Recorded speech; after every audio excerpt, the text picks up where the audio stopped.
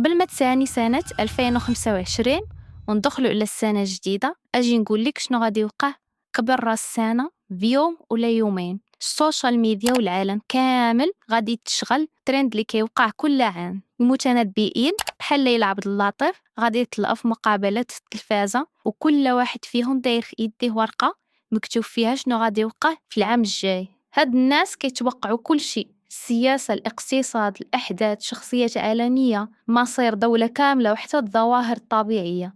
الظواهر الطبيعية اللي هي غير في إيد الله سبحانه وتعالى، حتى هي كيعرفوها. الأنظار والإعلام على تونس والجزائر، وذلك بسبب الخوف من حصول كارثة طبيعية خلال المرحلة المقبلة تحمل معها سيول وتسبب فيضانات كارثية.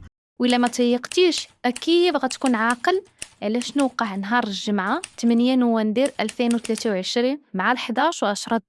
في الوقت ضرب زلزال بقوة 7.2 في منطقة الحوز، وامتد التأثير ديالو لبزاف المدن وخلف دمار كبير، وللأسف مات فيه تقريبا 3000 واحد. نهار الثاني ورا الزلزال بداو كيبانو تحليلات غريبة، وقالوا شي وحدين أن هاد الزلزال كان مخطط ليه. في هاد الفترة بانوا شي وحدين ما كانوش لا علماء زلزال ولا جيولوجيين، ولكن منجمين، ولا كما كيسموا راسهم متوقعي المستقبل. السبب ديال الظهور ديالهم هو توقع الزلزال اللي وقع في الحوض، وحتى الزلزال المدمر اللي وقع في تركيا. تتعرض المغرب إلى هدة أرضية سيشعر بها معظم سكان المغرب، وتسبب حالة من الهلع والخوف. يضرب المنطقة، يبدأ من البحر الميت يلف إلى فلسطين، سوريا، لبنان، بيرجع بيكمل بيضرب بالأوس القبرصي. هي كلها الصفائح التكتونية كلها تتحرك من قبرص بمد لتركيا. وحتى فرانك عالم الفلك والأبراج الهولندي كان توقع أن الزلزال غيضرب تركيا قبل 3 أيام من الحدوث ديالو، وتوقع حتى زلزال المغرب قبل أيام من وقوعه. وطبعا لما نهضروا على مسلسل الكرتون الأمريكي The Simpsons اللي اعتبروه بزاف ديال الناس دليل باللي اللي وقع كان مخطط ليه 100%، وأن الزلزال ماشي ظاهرة طبيعية بل مفتعل. من ذاك الوقت وحتى اليوم كل ما كيوقع شي حدث كاين هاد الناس يطلعوا ويقولوا شفتوا راه درناها، ويجيبوا الأدلة باللي هما هاضرين عليها قبل. ومن أشهرهم ليلى عبد اللطيف اللي كتسمي راسها سيدة التوقعات. ليلى عبد اللطيف اللي كبرت توقع الحروب، الزلازل، أسعار الذهب، واللي توقعت حتى فوز المنتخب المغربي كأس العالم. انتظروا المفاجأة الرياضية القادمة التي سيحققها الفريق المغربي خلال وهاد ليلة راه منها بزاف، واليوم غنهضروا عليهم باش تكون فاهم اللعبة ديالهم.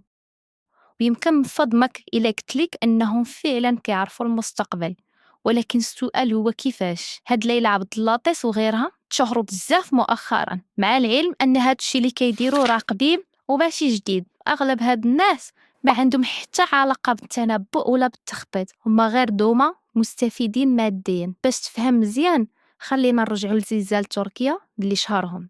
ولكن كيفاش عرفوا؟ في خبارك أن كاين عشرات الأبحاث العلمية اللي كتقول أن منطقة تركيا غتشهد زلزال مدمر، بحال هاد الدراسة اللي التاريخ ديالك يعود 2017، واللي قالت أن في العقدين الجايين كاين احتمالية 50% أن تركيا غتشهد زلزال. ولكن طبعا المشاهد ما غاديش يتسوق لهاد الدراسات العلمية، وغادي يمشي يسمع التنبؤات ديال ليلى عبد اللطيف. نفس الدراسة طالبات بتدعيم البنايات، وجاء لها مقاومة الكوارث، وحتى توعية الناس كيفاش يتصرفوا وقت الزلزال.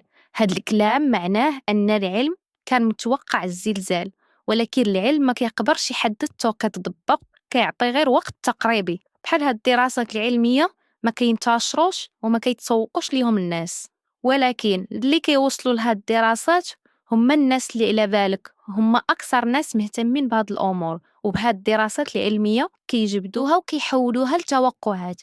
وفاش الدراسة كتحقق، الناس بلاصة ما تنسب الموضوع للعلم كيمسبوا التوقعات والتنجيم. هاد الأشخاص عندهم أكثر من طريقة للتوقع. الأولى هي البحث، بحال اللي كيدير الفلكي الهولندي فرانك، كيقلب على أخبار الطقس، حركة الأرض، وكيشوف شنو قرب يوقع وكيهضر عليه. وغيره كيقلب على دراسات وتقارير كيهضروا على الاقتصاد والسياسة. مثلا ليلى عبد اللطيف توقعت أن الذهب ممكن يوصل ل$2000، والكل نسب لها هذا الموضوع كتوقع. وكاملين نساو باللي كاين تضخم وان الذهب اكيد كان غيوصل لهاد القيمه. فاش كيتوقعوا نجاح شي مرشح كيكونوا ديجا قراو تقارير من مراكز بحثيه موثوقه كتقول ان داك المترشح هو اللي غادي يكون عنده الحظوظ يربح. ملي كينجح الناس كيحسب ليهم توقعوا بصح، هما غنقلوا الهضره وعاودوها. ولا التوقع ما صدقش بحال فاش توقعت ليلى ان ترامب هو اللي غادي يربح في الانتخابات الرئاسيه وخسر، كيبدلوا الهضره وكيقولوا باللي غادي يربح. هكا التوقع كيولي مفتوح ومع الوقت الناس كتنسى الخساره. ولا بصح رجع نجح من بعد سنين الناس كترجع كتقول توقعاتها فتقات. الطريقه الثانيه اللي كيتنبؤوا بها المستقبل هي انه كاين جهات خفيه كيقولوا لهم قولوا هذا الخبر، بحال فاش قالت ليلى عبد اللطيس انه غيكونوا احتجاجات وشغب في شوارع الولايات المتحده الامريكيه. باش نفهموا مزيان خلينا نشوفوا مسلسل سيمبسون. في خدمة من المقابلات الكاتب والرسام ديال المسلسل واللي سميتو مات غرينين صرح باللي السلسله هي عباره عن عمل جماعي. وقت الزلزال في وحده من الحلقات غنشوفوا اب العائله هونر كينزل فيه الباطل الارض، وتما كنشوفوا مشروع هارب اللي ديما كتسوق ليه امريكا على انه سلاح قادر يدير الزلزال ويدمر قارات كامله، ما انه لحد اليوم الدراسات العلميه كتاكد باللي هذا الشيء مستحيل. ونفترضوا كاع ان هذا المشروع بصح قادر يدير هذا الشيء. من مستحيل يكون جهاز بهذا الحجم موجود في المنطقه اللي وقع فيها الزلزال وما شافوا حد وما عارف عليه حتى حد شي حاجه. خاصك تعرف باللي الهدف من هذا الشيء هو انهم يبقاو يسوقوا لك القوه ديال الولايات المتحده الامريكيه والتطور العسكري اللي واصلين ليه. ولا بغيتي تقول لي كيفاش هذا المسلسل كيتنبأ بالمستقبل، فخليني نقول لك باللي كاع الحلقات اللي تيهضروا على حوايج وقعوا الحقيقه راه تكتبوا وتذاعوا من بعد الحدث ماشي قبله. بحال قصه الجائحه اللي صابت العالم وسدت الدول، هاد الحلقه تعربات من بعد ماشي قبل، ولكن كاينين جهات خفيه هي اللي كتروج ان الحلقه كاينه من شحال هادي وان كلشي مخطط ليه. هاد الجهات غادي تلقاهم كيدعموا هاد الفيديوهات وانتشارها حيت هاد الشيء كيخدم المخططات ديالهم. وكاين بزاف ديال المقاطع اكتشفت انها مفبركه وانها مصوبه الذكاء الاصطناعي واللي صوبها الهدف ديالو غير المشاهدات.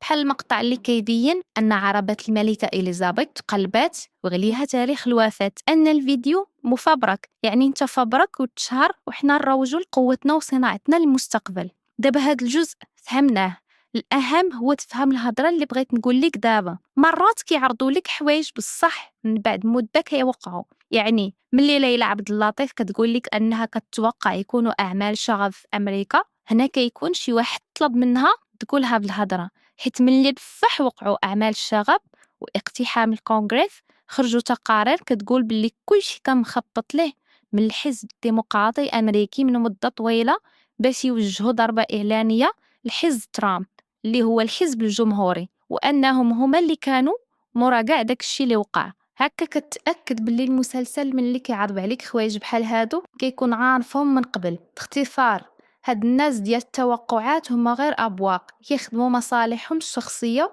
وما عندهم حتى علاقه بالتنبؤ ولا بعلم الغيب. الهدف ديالهم هما يحسوا المتابع ديالهم ان كلشي مخطط ليه وحتى حاجه مصدفه.